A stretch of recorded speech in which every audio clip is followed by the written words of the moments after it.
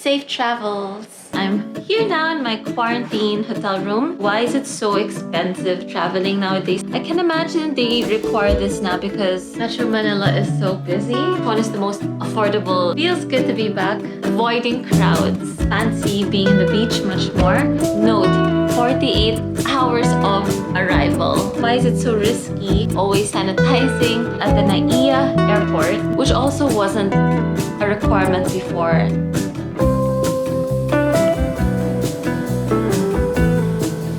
Metro Manila is so busy. It feels good to be back. I do fancy being in the beach much more, but I wanted to tackle a little topic. So since I just flew back from the UK, I'm here now in my quarantine hotel room. I wanted to let you know why is it so expensive traveling nowadays, especially during this time of the pandemic. Why is it so risky? And what is it like traveling during this pandemic? During the course of uploading travel videos, I've been getting questions like, is travel insurance necessary for the immigration? Or do you still need to quarantine once you arrive in the UK? Truth be told, there's so many requirements nowadays because of all the COVID restrictions, and I'll be sharing with you my personal experience on why it's so risky and how traveling these days can be so costly. Upon entering immigration at the Naia airport, I was required to show proof of travel insurance.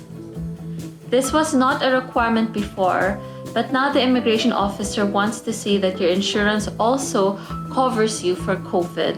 I can imagine they require this now because I'm sure there have been a lot of cases and probably issues where a lot of people couldn't afford to pay for their COVID bills. I know that it can get really expensive when you're sick, what more of COVID, and you have to stay in the hospital for a couple of days. They are very strict at the immigration, and they also want to see a returning booking flight, which also wasn't a requirement before. Now they do want to see when you'll be returning. It costs more traveling nowadays because you need to have a PCR taken before each flight. Do double check on your specific flight destination, but from Manila to the UK, I had to have the PCR test taken within 48 hours of arrival. Note, 48 hours of arrival. But for the UK back to Manila, the PCR test requirement was within 78 hours of flight departure. My friend's friend was sent back to Manila from her layover because the PCR test was not within the time limit. It's very risky, not only because of COVID, but if you don't read the requirements properly, it could consume so much time and resources. There was an incident that happened to me last year with a company called Singapore Diagnostics. I really have to bring this up, and I don't normally want to give bad reviews, but it's very much important so that none of you make the same mistake of going to that company. It's a complete scam, and if you go online and read everyone's reviews, everyone got scammed, and believe it or not, they are actually accredited by the government, and I have no idea, despite all the negative reviews, why is the government still allowing them to be operational? This is a major warning. Do not ever take your test with them, even if they are accredited by the government. It seems like such a scam that the government credits them despite all the negative reviews online, saying that a lot of these customers got a false positive for COVID. Not only does the company give you a false positive, they also don't give you a refund and don't acknowledge complaints. I'm flashing some of the reviews online, but do make sure that when you get a PCR test from Manila, go online and check the reviews beforehand just to save on time and resources. What happened to me when I got a false positive?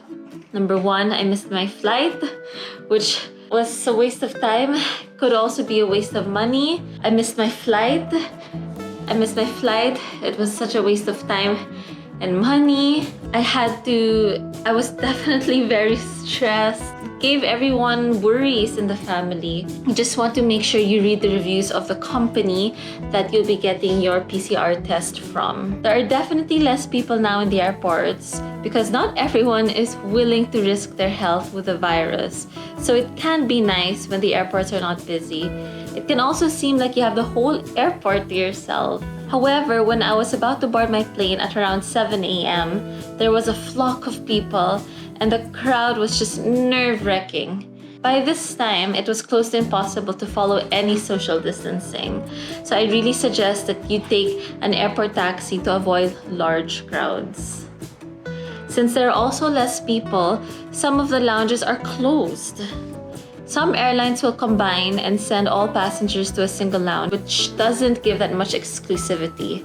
For my other flight, I was given a voucher worth £15 to consume at a coffee shop, which meant that there was no lounge available. If you do fly with Qatar Airways, what I love about their lounge is that you can choose to sleep in a private sleeping pod, which looks like a bed, or lounge around at your own private living room set up with a couch and flight screen. There's a lot of perks flying during the pandemic, but of course it's more risky and definitely more costly with PCR tests and quarantine hotel accommodations. My last quarantine here, I had to stay for about almost 11 days, and now I could be staying for 5 to 6 days. Since I flew to Scotland, I had to quarantine at home, which doesn't cost anything, but flying back to Manila, I had to book a 5-day quarantine at the hotel. So this quarantine of mine could actually be until 6 days. Do check the government website since the rules are always constantly changing, and that the website will show you if you still need to quarantine at home or at the hotel. It's always good to see it's always good to see how many days you need to quarantine, because sometimes you can overbook and there's no refund. Or sometimes you can book the wrong number of nights, and when you book hotels last minute, that can also be so expensive. In my case, I booked this more than a month ago and I got such an amazing rate. Do check out my video on that. I made a video on how much this hotel room costs. But I checked the prices now and it's almost close to more than double. Believe that. So I highly suggest to do your research beforehand, book in advance, and try to get affordable rates, because for me, I was definitely on a budget. I keep staying in quarantine hotels because I travel quite a lot. And at this point, I'm always looking for best value for money, what has a lot of space, which has a kitchen, but of course, which one is the most affordable and which one is the cleanest. Even though I travel a lot, I always make sure to follow necessary precautions, like no touching of the face, always sanitizing, and avoiding crowds. If you have any questions, don't hesitate to message me in the comment box. You can also follow my Instagram and send me a private message there in case you need help with any of your travels. I'd be happy and I would love to reply and let you know if I can be of help anyway. So thank you for watching, and I hope you were able to, just get some information for your travels, for your accommodations.